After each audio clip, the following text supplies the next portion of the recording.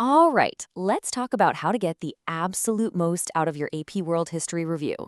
If you're here, you're looking for a strategy, and that's exactly what we're going to build.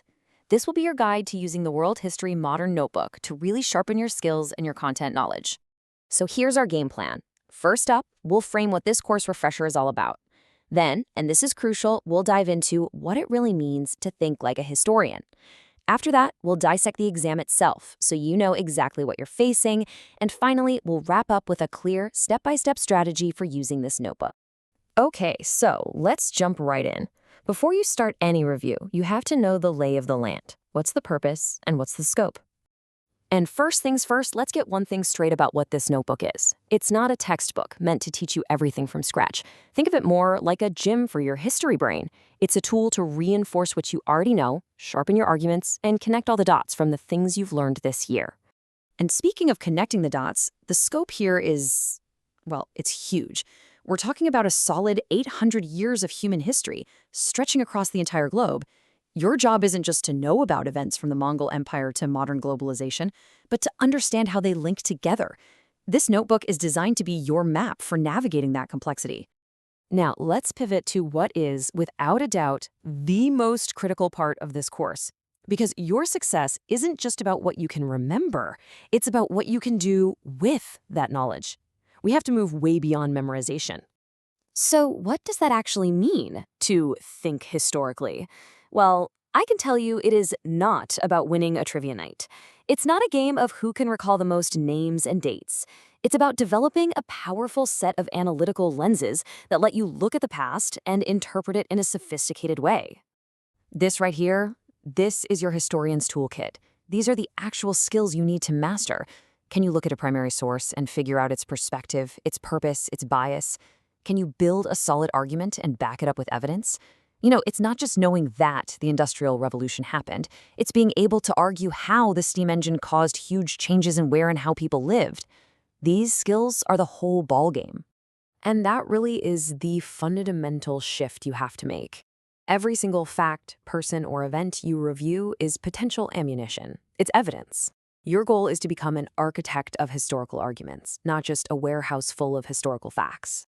Okay, so you've got these skills. How do they actually get measured? Let's connect this idea of historical thinking directly to the exam by breaking down its structure. Knowing the layout is half the battle. So, take a look at this breakdown. The multiple choice section is a big piece of the pie, for sure, at 40%. But just look at what makes up the rest of it. What do you see? It's all about writing. The short answer, the DBQ, the long essay, that's where the majority of your points are. 60%. Let that number sink in for a second. The majority of your score comes directly from your ability to write a compelling historical argument. This is exactly why practicing your writing isn't just a good idea, it is absolutely essential. And here's the nitty-gritty of how your time breaks down. Notice the pace on that first part. 55 multiple-choice questions in 55 minutes. You gotta be quick. But then look at the time you get for writing. A full hour for the document-based question and 40 minutes for the long essay. Knowing this timing lets you practice your pacing so nothing comes as a surprise. So, we know why historical thinking matters, and we know how it's assessed. Now let's get to the how for you. How can you use this notebook to prepare? This is all about active, targeted review, not just passively flipping through notes. I've broken it down into a really simple 3-phase plan. Think of it this way. First, you review the content to build a solid foundation. Second, you refine your writing skills to apply that content effectively. And third, you test yourself to see where you stand. Phase 1 is all about that foundation. You're going to start with the unit overview videos to get that big picture view. Then you'll hit the flashcards to lock in all those key terms and concepts. And maybe most importantly, you'll use the quick questions to diagnose your own understanding. They'll show you exactly where you need to focus your energy. All right, on to phase 2. This is where we tackle that huge 60% of your score. You're going to dive deep into the specific guides for the DBQ, the SAQ, and the LEQ. Your goal here is to really internalize what makes a great response, to understand the rubrics, and to see how to structure your arguments for maximum impact. And finally, phase 3. It's dress rehearsal time.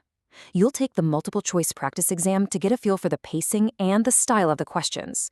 Then you can get even more practice by working through the stimulus-based context questions. This is where you put it all together under pressure. And here's a pro tip. Seriously, do not sleep on this feature. This isn't just about reviewing, it's about learning. If you're stuck on a tricky concept, like, I don't know, the nuances of mercantilism, use the chat feature. You can ask super specific questions and get clear, accurate answers. It's like having a personal tutor on call 24/7.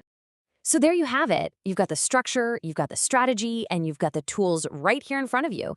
The only thing left to do is to dive in and get started.